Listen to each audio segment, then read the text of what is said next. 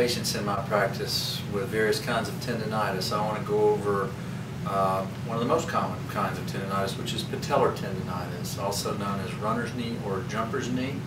And as many of you are aware, it's typically associated with pain at the distal pole of the patella. And it can be worse with going down the stairs, although going upstairs may hurt. Characteristically, it's worse going downstairs.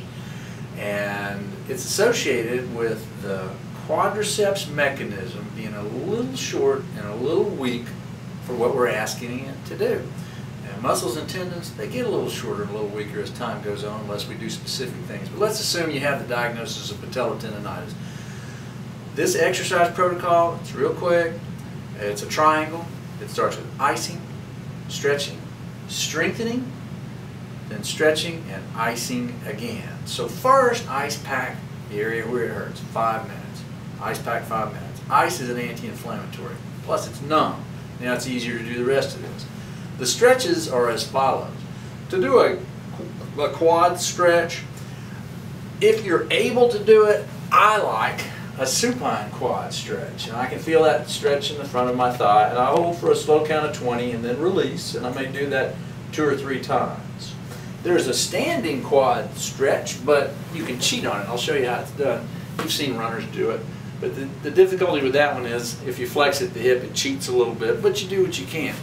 Quad stretch, slow count of 20, 2 or 3 times. Now here's the strengthening, because here's what you've already done. Icing, stretching, and here's the strengthening. There's a trick to this. It's lightweight, high rep, eccentric. Get ankle weights, 2.5 pounds. They come in pairs over at Walmart. They're pretty cheap. So if my right knee is the affected knee, here's what I'm going to do. I'm going to hook the good leg behind the bad leg. I'm going to straighten the good leg out.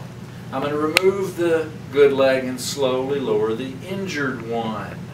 That's a negative or an eccentric contraction. Here, I'll demonstrate it again. The injured leg does no work on the way up. All the work is on the way down.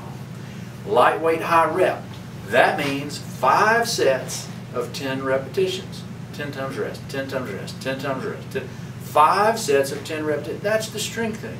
So here's what you've done so far. Icing, stretching, strengthening. Now do the same thing on the way down. Same stretches, same icing. Do that once a day minimum, twice a day if you have a chance. Thanks.